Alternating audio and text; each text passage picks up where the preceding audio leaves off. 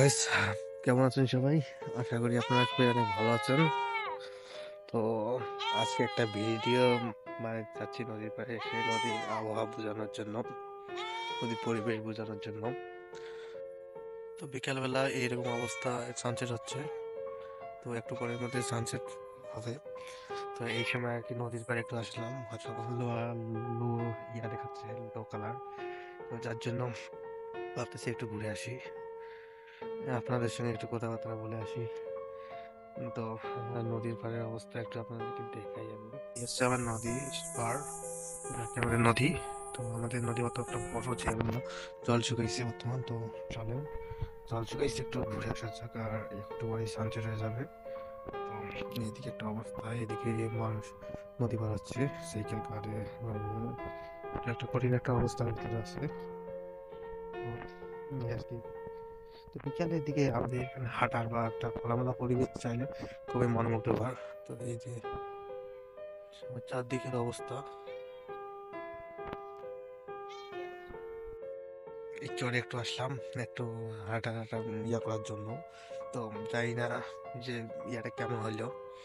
তো আশা করতেছি আর কি যে এরকমই কিছু কিছু কোথাও ঘুরতে গেলে হয়তো আপনাদের সঙ্গে শেয়ার করবো জিনিসগুলা, কি অবস্থা হয় না হয়।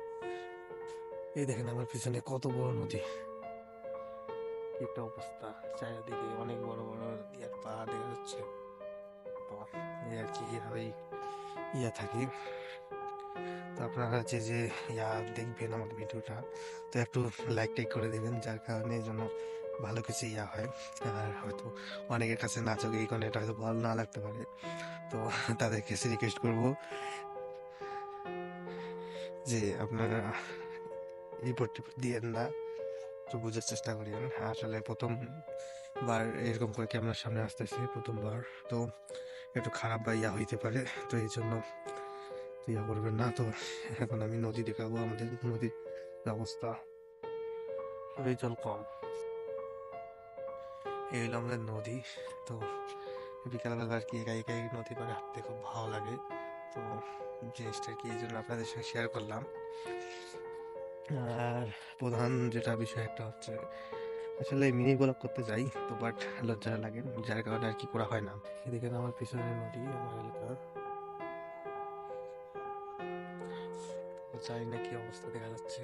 তো এটা একটু গ্রেড করতে হবে, কালারটা একটু উঠে গেছে, তার জন্য হয়তো ভালো দেখা যাচ্ছে না।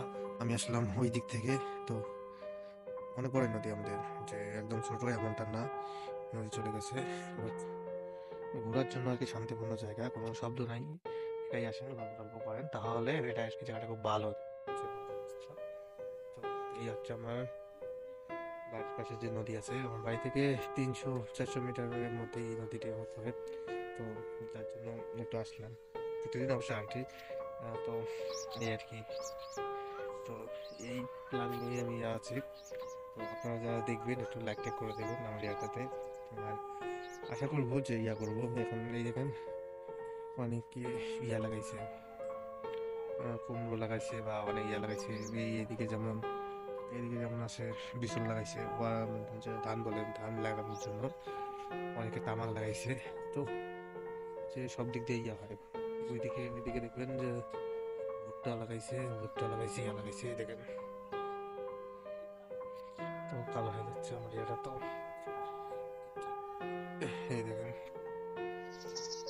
এই অবস্থা আর কি আমার নদীর পাড়ের যে অবস্থা।